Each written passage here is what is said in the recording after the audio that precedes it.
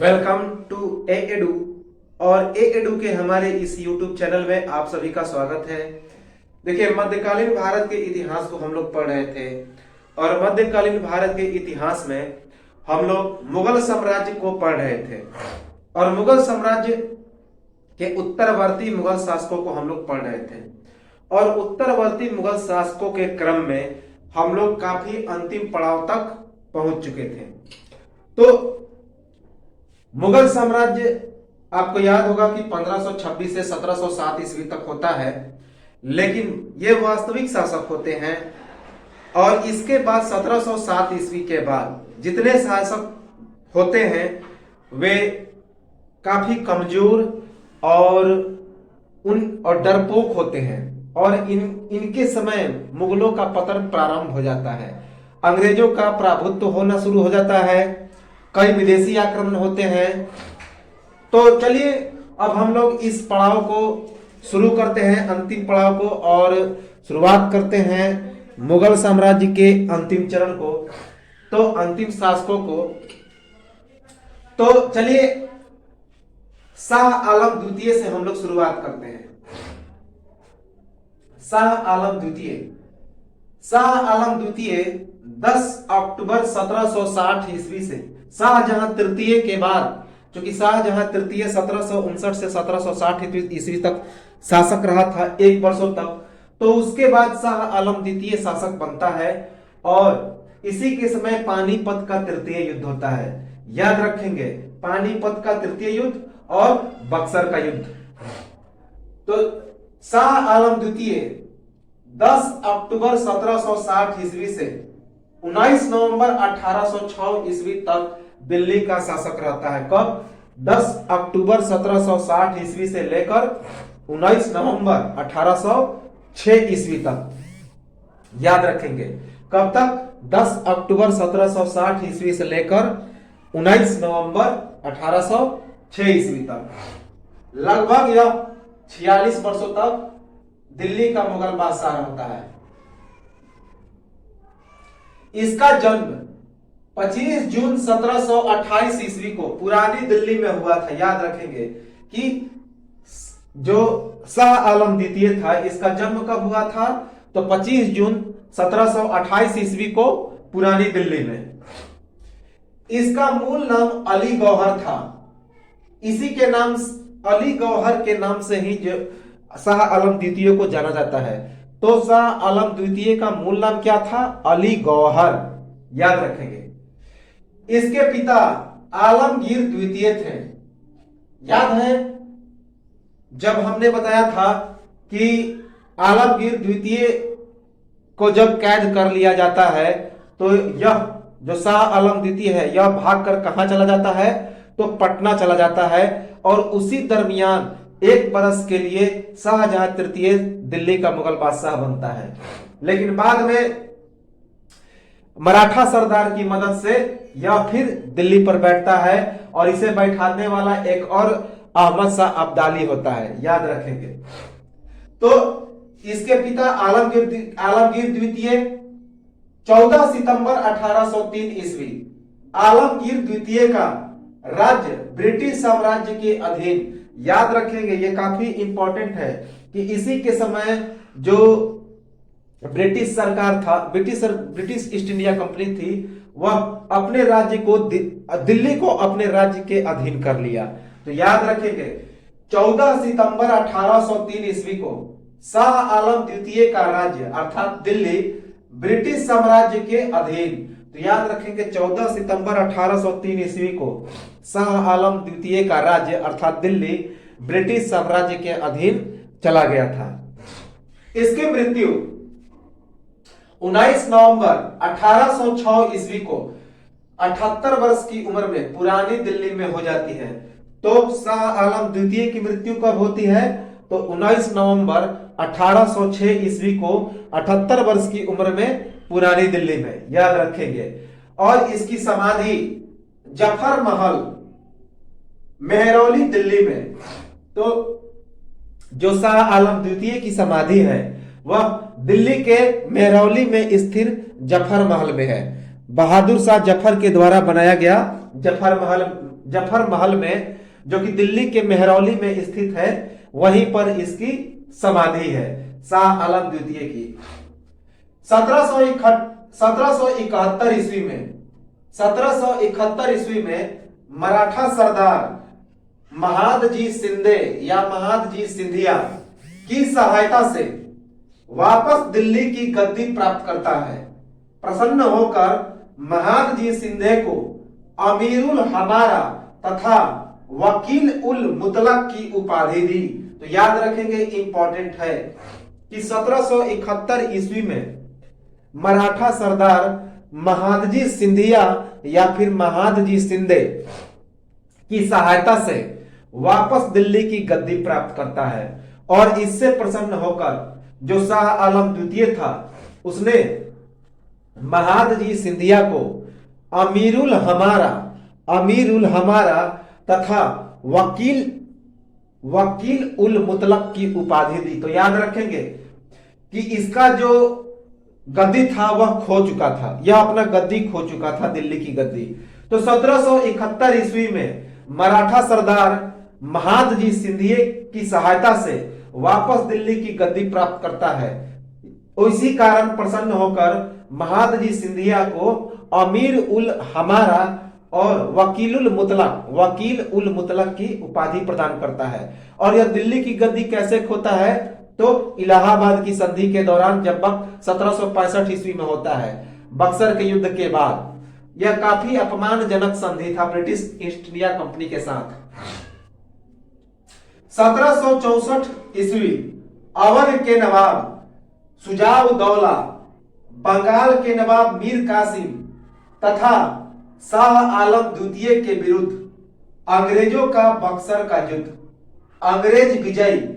1765 ईस्वी में इलाहाबाद की संधि, जिसके तहत अंग्रेजों को बंगाल, बिहार एवं उड़ीसा की दीवानी प्राप्त। अंग्रेजों को बहुत बड़ी सफलता एवं मुगल बेहद कमजोर हो गए तथा शाह आलम अंग्रेजों का प्रथम पेंशनर बना। मोस्ट इंपॉर्टेंट है, याद रखेंगे कि ये जो फैक्ट है, जो शाह आलम द्वितीय का, इसके समय का सबसे महत्वपूर्ण युद्ध है बक्सर का युद्ध।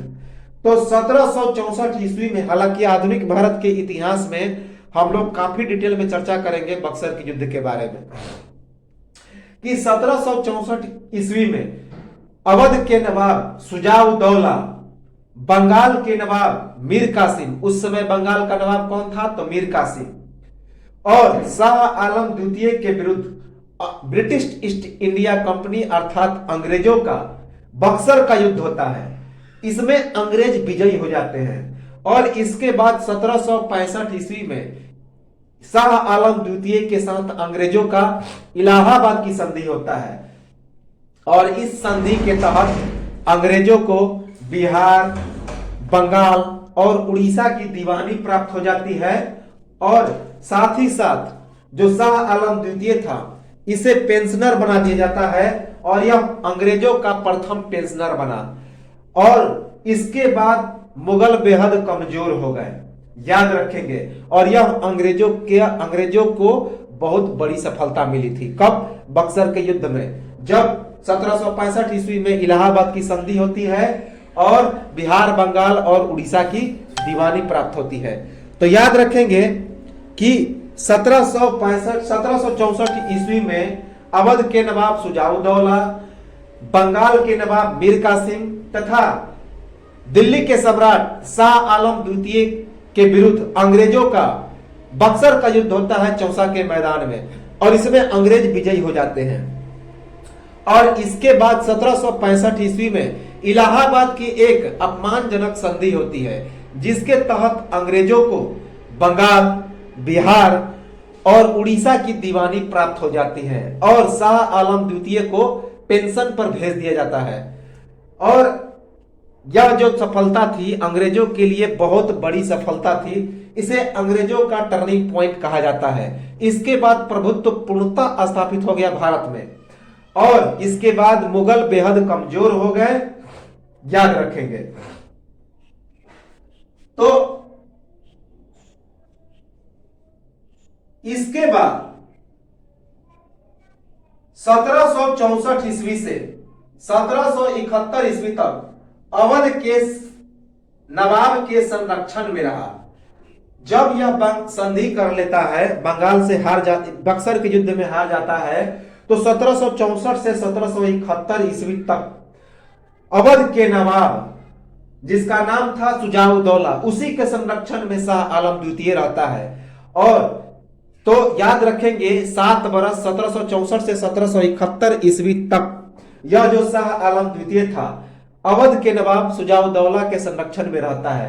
फिर वही 1771 ईस्वी में मराठा के सरदार महादजी सिंधिया इसे फिर दिल्ली की गद्दी पर बैठाता है। तो याद रखेंगे कि 1764 ईस्वी से 1771 ईस्वी तक शाह आलम द्वितीय अवध के नवाब सुजाउद्दौला के संरक्षण में रहता है। और 1771 ईस्वी में मराठा सरदार, जिसका नाम था महादजी सिंधिया, उसके द्वारा यह फिर दिल्ली की गद्दी प्राप्त करता है और प्रसन्न होकर महादजी सिंधिया को अमीरुल हमारा और वकीलुल मुतलक की उपाधि प्रदान करता है। 1740 ईस्वी में पर्सिया अर्थात ईरान से भारत आए मिर्जा नजफ खान को अपनी सेना को यूरोपियन तरीके से तैयार करने हेतु सेना का कमान पर 1771 ईस्वी में मिर्जा नजफ खान की मृत्यु योजना क्या हो गई? असफल हो गई। तो 1744 इसने अपने सेना को आगे बढ़ाने का बहुत प्रयास किया, साम्राज्य को आगे बढ़ाने का बहुत प्रयास किया, लेकिन सब असफल हो गया। 1740 ईस्वी में ईरान से भारत आया मिर्जा नजफ खान, तो एक बहुत अच्छा सैन्य प्रधान था। तो 1740 ईस्वी में पर्सिया अर्थात ईरान से मिर्जा नजफ खान भारत आया था और उसे यूरोपियन तरीके से अपनी सेना को तैयार करने के लिए शाह आलम द्वितीय बुलाया था। तो 1740 ईस्वी में एक पर्सियन सैन्य प्रधान, जिसका नाम था मिर्जा नजफ खान, तो उसे शाह आलम द्वितीय अपनी सेना को यूरोपियन सेना की तरह ताकतवर बनाने के लिए, यूरोपियन तरीके से तैयार करने के लिए, उसे प्रशिक्षण देने के लिए बुलाया था। लेकिन 1771 ईस्वी में मिर्जा नजफ खान की मृत्यु हो गई और यह योजना उसकी असफल हो गई। तो याद रखेंगे कि 1740 ईस्वी में अपनी सेना को यूरोपियन तरीके से निर्माण करने के लिए शाह आलम द्वितीय ने पर्सियन से अर्थात ईरान से किसे बुलाया था? तो सैन्य प्रधान, जिसका नाम था मिर्जा नजफ खान, और 1771 में उसकी मृत्यु हो जाती है और यूरोपियन के तरीके की सेना बनाने की इसकी योजना समाप्त हो जाती है। 1788 ईस्वी रोहिला सरदार गुलाम कादिर द्वारा कैद शाह आलम की आंखें फोड़ दी एवं बच्चियों के साथ दुर्व्यवहार, महादजी सिंधिया द्वारा दिल्ली पर आक्रमण एवं गुलाम कादिर की हत्या शाह आलम द्वितीय को फिर से बचाया। तो 1788 ईस्वी में एक रोहिला सरदार, जिसका नाम था गुलाम कादिर, वह शाह आलम द्वितीय को कैद कर लेता है और कैद करके उसकी आंखें फोड़ देता है और उसके बच्चियों के साथ दुर्व्यवहार करता है, रेप करता है, बलात्कार करता है। इसके बाद महादजी सिंधिया दिल्ली पर आक्रमण करता है और गुलाम कादिर की हत्या कर देता है और एक बार फिर से शाह आलम द्वितीय को बचा लेता है।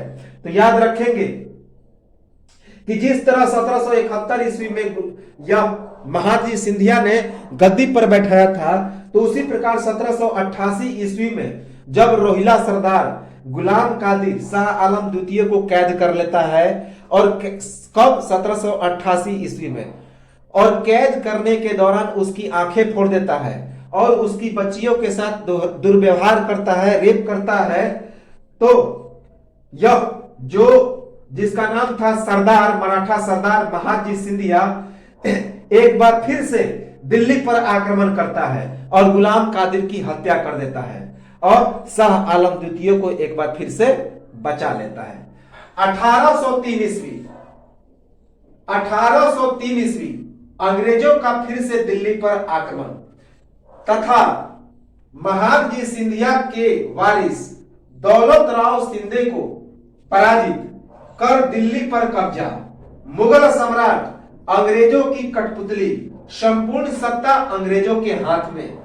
तो 1803 ईस्वी के बाद संपूर्ण सत्ता अंग्रेजों के हाथ में चली जाती है कि 1803 ईस्वी में अंग्रेजों का फिर से दिल्ली पर आक्रमण होता है।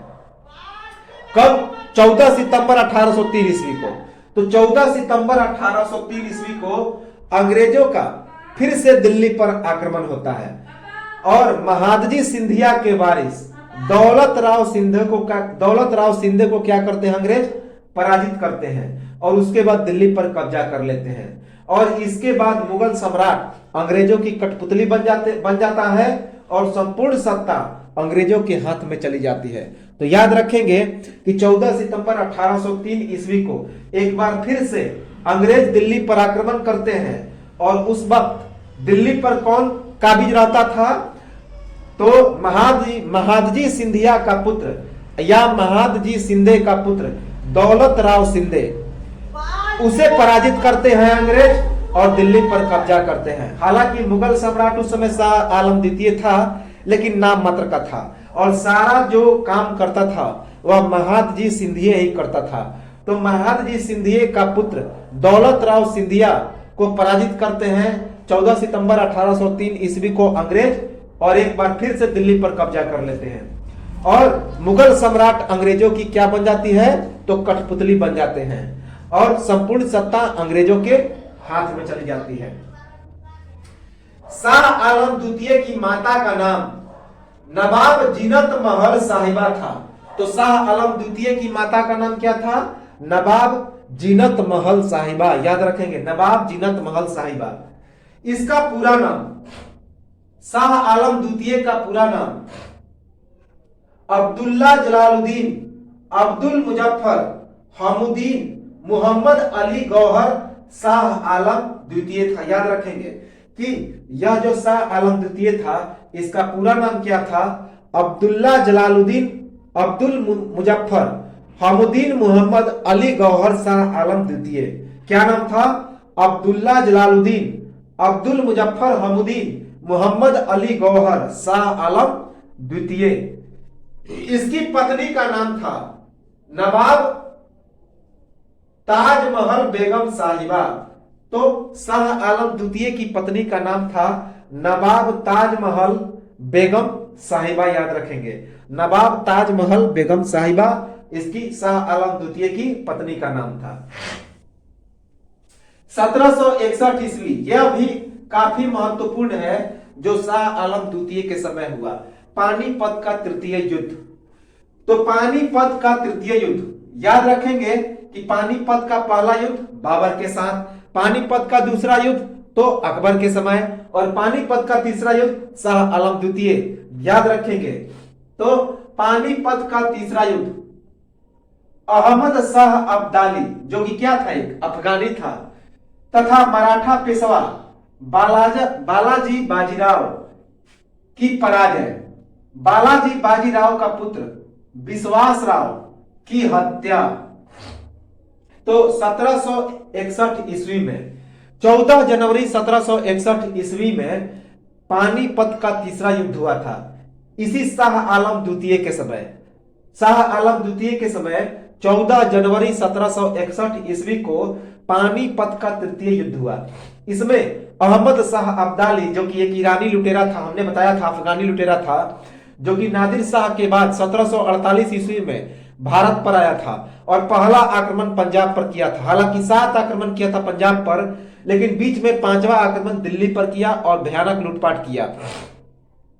इसके बारे में पिछले वीडियो में हमने कुछ चर्चा भी की थी और बीच बीच में कई राजाओं के समय इसका कुछ महत्वपूर्ण आक्रमण भी आता है।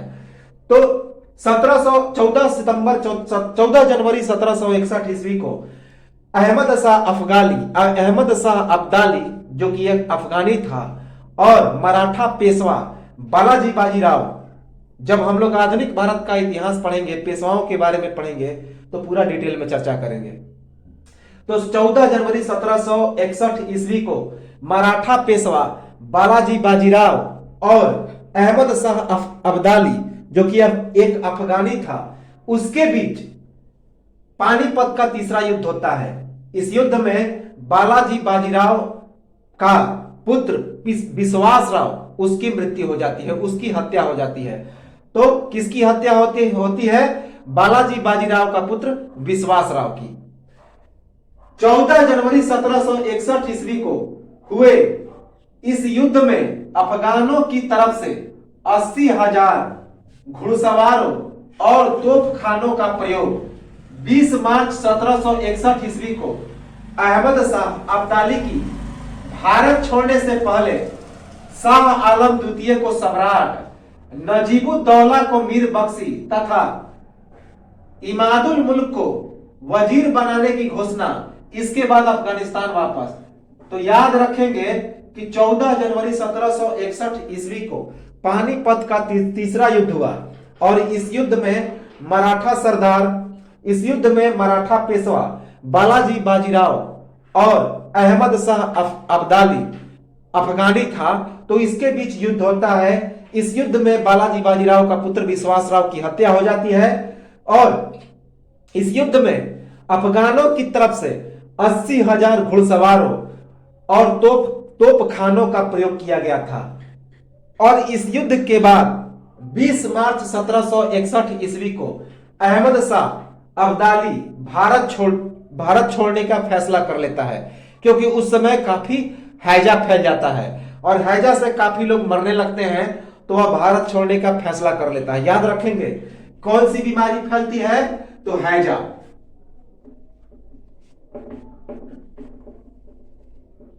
हैजा के कारण जो अहमद शाह अब्दाली था वह भारत छोड़ने पर विवश हो जाता है। तो 20 मार्च 1761 ईस्वी को वह भारत छोड़ देता है और भारत छोड़ने से पहले अहमद शाह अब्दाली शाह आलम द्वितीय को क्या बना देता है? तो सम्राट बना देता है। और उसके बाद नजीबुद्दौला को मीर बख्शी बनाता है, अर्थात सैन्य प्रधान बनाता है, और इमादुल मुल्क को वजीर बनाता है और इसके बाद अफगानिस्तान वापस चला जाता है। तो 20 मार्च 1761 ईस्वी को अफगानिस्तान वापस चला जाता है। कौन? तो अहमद शाह अब्दाली, क्योंकि हैजा फैल गया था। और अफगानिस्तान जाने से पहले नजीबुद्दौला को मीर बख्शी, शाह आलम द्वितीय को सम्राट और इमादुल मुल्क को वजीर बनाने की घोषणा करता है और इसके बाद अफगानिस्तान वापस चला जाता है। तो ये तो था शाह आलम द्वितीय जो 46 वर्षों तक शासन किया। इसके बाद अगला मुगल बादशाह बनता है अकबर द्वितीय। तो अब मुगलों का पतन लगभग शुरुआत हो गया था। अब मुगल अंतिम चरण पे आ चुके थे, क्योंकि 1803 ईस्वी में अंग्रेजों का दिल्ली पर कब्जा पूरा तरह से हो जाता है। तो अकबर द्वितीय, इसके बाद जो अगला शासक बनता है उसका नाम था अकबर द्वितीय। इसे अकबर शाह द्वितीय भी कहा जाता था। 20 नवंबर 1806 ईस्वी से 28 सितंबर 1837 ईस्वी तक।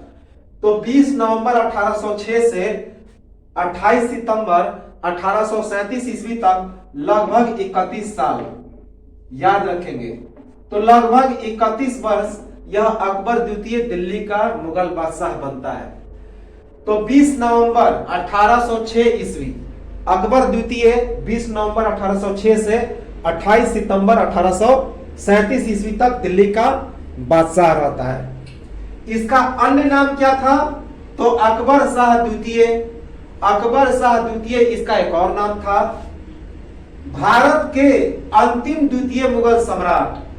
तो यह भारत का दूसरा अंतिम मुगल सम्राट था। याद रखेंगे, तो भारत का दूसरा अंतिम मुगल सम्राट कौन? अकबर द्वितीय। इसका जन्म 22 अप्रैल 1760 ईस्वी को मुकुंदपुर में हुआ था। अकबर द्वितीय का जन्म 22 अप्रैल 1760 ईस्वी को मुकुंदपुर में हुआ था। इसका राज्याभिषेक 1806 ईस्वी में हुआ। अकबर द्वितीय का राज्याभिषेक कब हुआ? तो 1806 ईस्वी में। हिंदू, यह काफी इंपॉर्टेंट है, अकबर द्वितीय के संबंध में यह पूछा जाता है कि हिंदू मुस्लिम एकता को बढ़ाने के लिए इसने एक त्योहार की शुरुआत की। उस त्योहार का नाम था फूलों वालों की सैर। फूल वालों की सैर एक त्योहार की शुरुआत, अब तक दिल्ली में यह त्योहार मनाया जाता है। तो हिंदू और मुसलमानों की एकता को बनाने के लिए अकबर शाह द्वितीय ने दिल्ली में एक त्योहार की शुरुआत की थी। उसका नाम था फूल वालों की सैर। तो फूल वालों की सैर जो अब तक दिल्ली में इस त्योहार को मनाया जाता है, याद रखेंगे। 1835 ईस्वी में 1835 ईस्वी में ब्रिटिश ईस्ट इंडिया कंपनी के द्वारा सम्राट को अपमान करने हेतु उसके नाम के सिक्के चलाने पर प्रतिबंध। तो याद रखेंगे कि 1835 ईस्वी में ब्रिटिश ईस्ट इंडिया कंपनी ने ब्रिटिश ईस्ट इंडिया कंपनी के सम्राट को अपमान करने के कारण उसके नाम के सिक्के चलाने पर प्रतिबंध लगा दिया। तो अकबर द्वितीय के नाम के सिक्के चलाने पर ब्रिटिश ईस्ट इंडिया कंपनी ने 1835 ईस्वी में क्या किया, तो प्रतिबंध लगा दिया। याद रखेंगे कि ब्रिटिश ईस्ट इंडिया कंपनी के द्वारा सम्राट को अपमान करने के कारण 1835 ईस्वी में अकबर द्वितीय के नाम से जो सिक्के चलते थे उस पर अंग्रेजों ने प्रतिबंध लगा दिए। याद रखेंगे, अर्थात ब्रिटिश ईस्ट इंडिया कंपनी के द्वारा प्रतिबंध लग गया। अकबर द्वितीय का सारा कारोबार ब्रिटिश ईस्ट इंडिया कंपनी के अधीन था। तो इसी को वापस लेने हेतु राजा राम मोहन राय को राजा की उपाधि देकर इंग्लैंड भेजा केस लड़ने के लिए, पर ब्रिटेन की महारानी द्वारा इसे मानने से इनकार। 1830 ईस्वी में राजा राम मोहन राय इंग्लैंड रवाना तथा 1833 ईस्वी में लंदन के ब्रिस्टल में मृत्यु हो गया और इनका निधन, और अकबर द्वितीय का निधन कब हुआ, तो 28 सितंबर 1837। 28 सितंबर 1837 ईस्वी को इसका निधन हो गया। तो याद रखेंगे कि अकबर द्वितीय का सारा कारोबार ब्रिटिश ईस्ट इंडिया कंपनी के अधीन था। तो इसी को वापस लेने के लिए अकबर द्वितीय ने राजा राम मोहन राय को राजा की उपाधि देकर इंग्लैंड भेजा इसके विरुद्ध केस लड़ने के लिए। लेकिन ब्रिटेन की महारानी इसे मानने से इनकार कर देती है। 1830 ईस्वी में राजा राम मोहन राय इंग्लैंड के लिए रवाना हुए थे और वहीं पर 1833 ईस्वी में ब्रिस्टल नामक जगह में उनका निधन हो जाता है और 28 सितंबर 1837 ईस्वी को अकबर द्वितीय की भी मृत्यु हो जाती है। तो याद रखेंगे, अकबर द्वितीय का सारा कारोबार ब्रिटिश ईस्ट इंडिया कंपनी के अधीन था। तो इसी को वापस लेने के लिए राजा राम मोहन राय को राजा की उपाधि देकर इंग्लैंड भेजता है कौन, अकबर द्वितीय। लेकिन ब्रिटेन की महारानी इसे मानने से इनकार कर देती है और इसी कारण और 1830 ईस्वी में राजा राम मोहन राय इंग्लैंड गए और वहीं पर 1833 ईस्वी में ब्रिस्टल नामक जगह में उनकी निधन हो जाती है और अकबर द्वितीय का भी निधन 28 सितंबर 1837 को हो जाता है। तो याद रखेंगे। तो ये तो था अकबर द्वितीय, दूसरा अंतिम मुगल सम्राट। अब इसके बाद आते हैं हम लोग दिल्ली के सबसे अंतिम मुगल बादशाह बहादुर शाह जफर की तरफ। इसके बाद जो मुगल सम्राट का जो रास्ता होगा, सफर होगा, यहीं पर हो जाएगा समाप्त। तो अंतिम मुगल बादशाह जिसका नाम था बहादुर शाह जफर, 1837 ईस्वी से लेकर 1857 ईस्वी तक 20 बरस इसने शासन किया। याद रखेंगे, 1837 ईस्वी से लेकर 1857 ईस्वी तक 20 बरस तक यह गद्दी पर रहा, नाम मात्र का शासक रहा। इसका एक और नाम था बहादुर शाह द्वितीय। तो बहादुर शाह जफर का एक और नाम क्या था, बहादुर शाह द्वितीय। इसका जन्म 24 अक्टूबर 1775 ईस्वी को हुआ। तो बहादुर शाह जफर का जन्म कब हुआ? 24 अक्टूबर 1775 ईस्वी को। इसके पिता कौन थे? तो अकबर द्वितीय थे। अकबर द्वितीय का ही पुत्र था बहादुर शाह जफर, याद रखेंगे। तो इसका एक और नाम था बहादुर शाह द्वितीय। इसका जन्म 24 अक्टूबर 1775 ईस्वी को हुआ। इसके पिता का नाम था अकबर द्वितीय, अकबर शाह द्वितीय का पुत्र था। इसका राज्याभिषेक, इसकी माता का नाम लालू बाई था। तो याद रखेंगे कि बहादुर शाह जफर की माता का नाम क्या था? लालू बाई। क्या नाम था? Lalu by, Lal by, sorry, Lal by था। राज्याभिषेक 28 सितंबर 1837 ईस्वी को नाम मात्र का शासक बना। तो 28 सितंबर 1837 ईस्वी को बहादुर शाह जफर का राज्याभिषेक हुआ और नाम मात्र का यह शासक बना, याद रखेंगे। तो नाम मात्र का शासक बना। 1857 ईस्वी के स्वतंत्रता संग्राम में महत्वपूर्ण भूमिका के कारण ब्रिटिश अधिकारियों द्वारा बहादुर शाह द्वितीय की पुत्रों की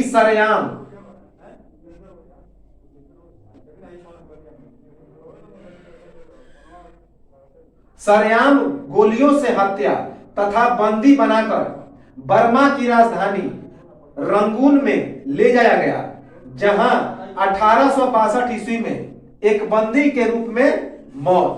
तो याद रखेंगे कि बहादुर शाह जफर एक अंतिम मुगल सम्राट था जिसे कहां पे कैद किया गया? तो बर्मा, जो कि आज वर्तमान म्यांमार है, तो उसकी राजधानी रंगून में। तो 1857 ईस्वी के स्वतंत्रता संग्राम में बहादुर शाह जफर ने महत्वपूर्ण भूमिका अदा किया था। तो इसी कारण उसके पुत्रों को सरेआम गोलियों से हत्या कर दिया जाता है, भून दिया जाता है। किसके द्वारा?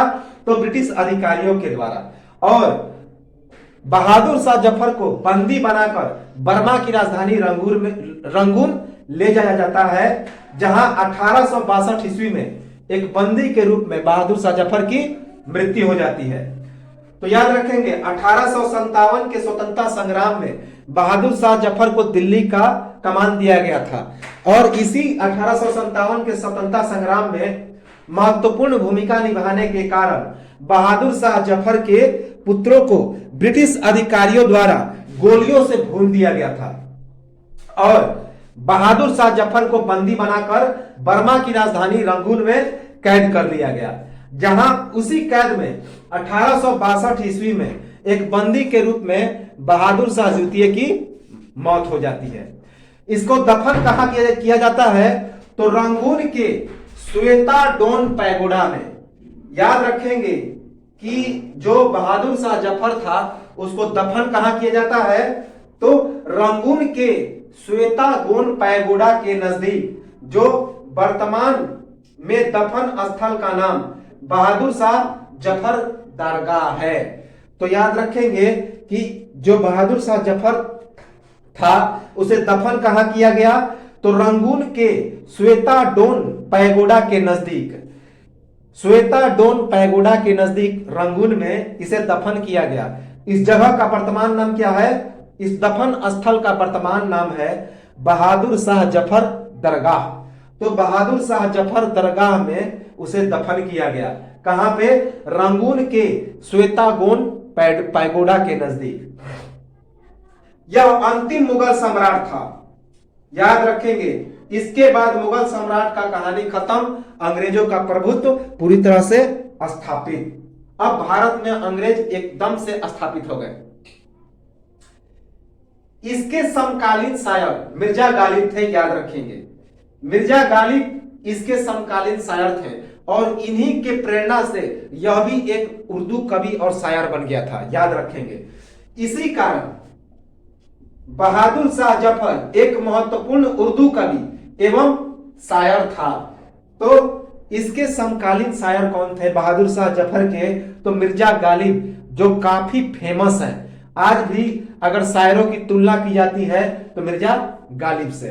तो इसके समकालीन शायर थे मिर्जा गालिब। इसी कारण बहादुर शाह जफर उनके नेतृत्व में रहकर एक महत्वपूर्ण उर्दू कवि और शायर बन गया था। याद रखेंगे कि समकालीन शायर कौन था बहादुर शाह जफर के समय, तो मिर्जा गालिब, और उसी के स्नेह के कारण बहादुर शाह जफर एक महत्वपूर्ण उर्दू कवि और शायर बन गया था। तो यह आता है कि बहादुर शाह जफर क्या था, तो एक उर्दू कवि और शायर था। दिल्ली के लाल किले में हीरा महल एवं हयात बख्श बाग, याद रखेंगे, तो हीरा महल एवं हयात बख्श बाग का निर्माण किया।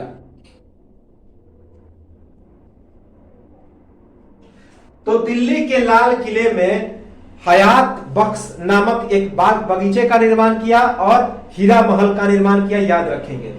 तो बहादुर शाह द्वितीय ने दिल्ली के लाल किले में एक हीरा महल एवं हयात बख्श नामक बगीचे का निर्माण किया। तो इस प्रकार हमारा ये मध्यकालीन भारत के इतिहास में मुगल सम्राट हुए समाप्त। मुगल सम्राट जितने थे उत्तरवर्ती परवर्ती सभी हो गए समाप्त, और इसके बाद मुगलों का कार्यकाल हो गया समाप्त। अब हम लोग अहमद शाह अब्दाली के बारे में कुछ पिछले वीडियो में बताया था, उसके शेष भाग को हम लोग बता दें और ये कहानी करेंगे यहीं पर समाप्त। इसके बाद मुगलों का स्थापत्य कला, प्रशासन और अर्थव्यवस्था, राजनीति, इसको हम लोग देखेंगे और मुगल वंश को समाप्त कर देंगे पूरी तरह से। तो चलिए अहमद अब्दाली का शेष भाग हम लोग देख लेते हैं। सबसे पहले 1757 ईस्वी में दिल्ली पर आक्रमण करता है एवं भीषण लूट करता है। यह अहमद शाह अब्दाली का 5वां आक्रमण था, जो कि पिछले वीडियो में हमने बताया भी है। 1767 ईस्वी में 6ठा आक्रमण करता है, किसके विरुद्ध? सिखों द्वारा लाहौर के अफगान गवर्नर ख्वाजा आबिद की हत्या के कारण। तो 5वां आक्रमण 1757 ईस्वी में करता है दिल्ली पे और वहां पे भीषण लूट करता है। 1767 ईस्वी में 6ठा आक्रमण करता है सिखों के विरुद्ध, क्योंकि सिखों ने लाहौर के अफगान गवर्नर ख्वाजा आबिद की हत्या कर दी थी। इसी हत्या के बदला लेने के लिए अहमद शाह अब्दाली ने 1767 ईस्वी में सिखों पर आक्रमण किया। यह उसका 6ठा आक्रमण था। 1767 ईस्वी में ही 7वां आक्रमण करता है और यह असफल हो जाता है। तो 1767 ईस्वी में 7वां आक्रमण करता है, जो कि इसका अंतिम आक्रमण था और यह असफल हो जाता है। 16 अक्टूबर 1772 ईस्वी में इसकी मृत्यु हो जाती है। तो 16 अक्टूबर 1772 ईस्वी में अहमद शाह अब्दाली की मृत्यु हो जाती है। याद रखेंगे, इसका मकबरा कहां पे बनाया गया? तो कंधार में। याद रखेंगे, इसका मकबरा जो है अहमद शाह अब्दाली की मकबरा कंधार में बनाया गया। बल्लभगढ़ में जाट सरदार बालू सिंह एवं सूरजमल के ज्येष्ठ पुत्र जवाहर सिंह की सेना को पराजित किया। बल्लभगढ़ में भयानक लूटपाट किया। गाजर मूली की तरफ जन एवं पशु संहार। प्रत्येक सिर काटने पर 5 रुपया इनाम का ऐलान। याद रखेंगे, वह आगरा की तरफ, दिल्ली की तरफ, मथुरा की तरफ और ब्रज की तरफ अपना अभियान लूट का कारनामा करना शुरू किया। तो इसी अभियान के दौरान सबसे पहले वह बल्लभगढ़ में किसे हराता है? तो जाट सरदार बालू सिंह एवं सूरजमल को। तो जाट सरदार बालू सिंह एवं सूरजमल के ज्येष्ठ पुत्र जवाहर सिंह की सेना को पराजित करता है। तो याद रखेंगे, बालू सिंह एवं सूरजमल के ज्येष्ठ पुत्र जवाहर सिंह की सेना को बल्लभगढ़ में पराजित करता है और बल्लभगढ़ में भयानक लूटपाट करता है। मनुष्यों को एवं पशुओं को गाजर मूली की तरफ काट कर रख देता है और पशुओं के जो चमड़े थे उसको ले जाता है कहां पे? अफगान, जूते बनाने के लिए, चप्पल बनाने के लिए। और ऐसा कहा जाता है कि आगरा एवं दिल्ली के मार्ग में इतना उसने लूटपाट एवं जनसंहार किया कि किसी भी झोपड़ी में मनुष्य तक नजर नहीं आए। जिस जिस रास्ते पर वह चला उस रास्ते पर वह लूट और हत्या का तांडव मचाया। याद रखेंगे, या बल्लभगढ़ में भयानक लूटपाट किया और गाजर मूली की तरफ जन एवं पशु संहार किया और प्रत्येक सिर काटने पर अपने सेना को 5 रुपया इनाम देने का ऐलान किया। मथुरा के जाट सेना को हराया चौमुहान के नजदीक। याद रखेंगे, जो भी अनाज सब्जी मिला सब लूट लिया। हत्या, ब्रजभूमि के सशस्त्र नागा साधु हारे। आगरा ब्रजभूमि में भीषण जनसंहार, पशु संहार, अनाजों की लूट। ब्रज में जो सशस्त्र नागा साधु थे, इन्होंने अहमद शाह अब्दाली का विरोध किया। तो ब्रज में नागा साधुओं को अहमद शाह अब्दाली ने पराजित किया और उसके बाद मथुरा के जाट सेना को चामुहम नामक चौराहे पर पराजित किया। मथुरा के जाट सेना को कहां पराजित किया? चामुहम में। और मथुरा में, ब्रज में, बल्लभगढ़ में, आगरा में, इन सभी जगह पे जहां पे इसने लूटपाट किया वहां पे काफी जनसंहार किया। करीब करीब 12,000 करोड़, याद रखेंगे कितना? 12,000 करोड़, 12,000 करोड़ की संपत्ति को इसने लूटा और गाजर मूली की तरह लोगों को काट दिया। याद रखेंगे। तो 12,000 करोड़ लोग की रुपए को इसने क्या किया? लूटपाट किया और लोगों को काट दिया। और जो भी अनाज मिला, दाल, चावल, सब्जी, सबको इसने बोरा में भर के लूट लिया। जो भी जानवर मिला उसको अपने साथ लेके चले गए, खच्चर, गदहा। और जो पशु, खास करके गाय, भैंस, ये सब मिले, बकरियां मिली, इनको अपना आहार, सैनिकों का आहार बना दिया। और बाकी जो काम लायक पशु थे, ऊंट, गदहा, घोड़े, खच्चर, इसे अपने साथ लेकर कहां चला गया? अफगानिस्तान। तो याद रखेंगे। और अनाजों को भी लूटा। तो ये तो था अहमद शाह अब्दाली। तो इस प्रकार हमारा ये आज का वीडियो होता है समाप्त। अगले वीडियो में हम लोग मिलेंगे मुगल साम्राज्य के स्थापत्य कला, मुगल साम्राज्य के राजनीति, मुगल साम्राज्य के प्रशासन एवं शासन, अर्थव्यवस्था। और यह समाप्त होता है मध्यकालीन भारत के इतिहास का एक सबसे बड़ा टॉपिक और सबसे महत्वपूर्ण टॉपिक। तो मिलते हैं हम लोग अगले वीडियो में। एक स्क्रीनशॉट ले लें और मुगल प्रशासन, अर्थव्यवस्था, स्थापत्य कला के साथ। अब तक के लिए